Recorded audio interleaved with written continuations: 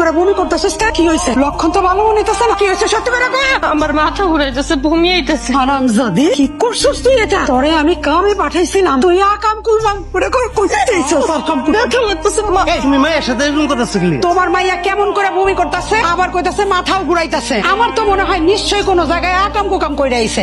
তুমি কি সব আজে বাজে কথা বলতেছো? তুমি কি খালি হইলে কি করে? গ্যাস্ট্রিকের সমস্যা হতে পারে। না, আমার অনেক সন্দেহ লাগতেছে। দেখো না, তোমার মাইয়ার মুখে কোনো কথা নাই। তুমি আর দেরি করবা না, তাড়াতাড়ি যাও, ডাক্তার সাহেবের খবর দাও। খুশি সংবাদ, আপনাদের মেয়ে মা হতে চলেছে।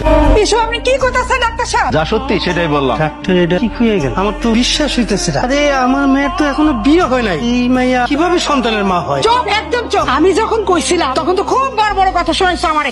কোন কেমন হইলো? জিগাও জিগাও তোমার মাইয়ারে, এই যার সন্তানের বাপকে জিগাও। এই তুই কার লগে নষ্টামি করছ? তোর পেটে কার হইতো সন্তান? কথা কস থেকে কান্দাকাটি করে কোনো লাভ হইব না। নাম কর। আল্লাহ, তুমি আমারে কোন পাপের শাস্তি দিতেছো আল্লাহ?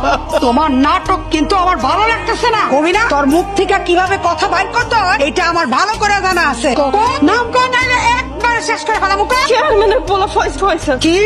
সি সি সি সি সি, তোরে চেয়ারম্যানের বাড়িতে কাম করতে পাঠাইছিলাম, আর তুই এত খারাপ মাইয়া, তুই চেয়ারম্যানের পোলার লগে ফষ্টি নষ্টি করে ব্যান্ড বাজাইছ। তোর ভাবতেও অবাক লাগতেছে, তুই এত নষ্ট হয়ে গেছ। বিশ্বাস করো মা, আমার কোনো দোষ নাই। চেয়ারম্যানের পোলা জোর করে। চেয়ারম্যান, তোমার আর তোমার পোলারে আমি দেখলাম, তোমার পোলার এত বড় সাহস যে আমার মাইয়ার এত বড় সর্বনাশ করতে পারলো কেমনে? চল মা, চল আমার সাথে এক্ষুনি চল। চেয়ারম্যান সাহেব, চেয়ারম্যান সাহেব, চেয়ারম্যান সাহেব বাড়িতে আছে? কি ব্যাপার সোনাই মিয়া, এত চিৎকার করে ডাকছো কেন? কি হয়েছে? আর দুদিন যাবত তোমার মেয়ে আসে না কেন? আমার মাইয়া কেন আছে না, এটা আপনার পোলারে জিগান। আমার ছেলেকে জিজ্ঞেস করবো, আমার ছেলে কি করছে? আপনার পোলারে ডাক দেন, তার সামনে সব কথা কমু। আচ্ছা ঠিক আছে। ফয়সাল, বাবা ফয়সাল, একটু নিচে আসো তো। এই যে সোনাই মিয়া, আমার ছেলে চলে আসছে। বলো তোমার কি অভিযোগ? অভিযোগ? তাও আবার আমার নামে? কিসের অভিযোগ? ফয়সাল সাহেব, আমি প্রেগনেন্ট, আর আমার পেটে আপনার বাচ্চা।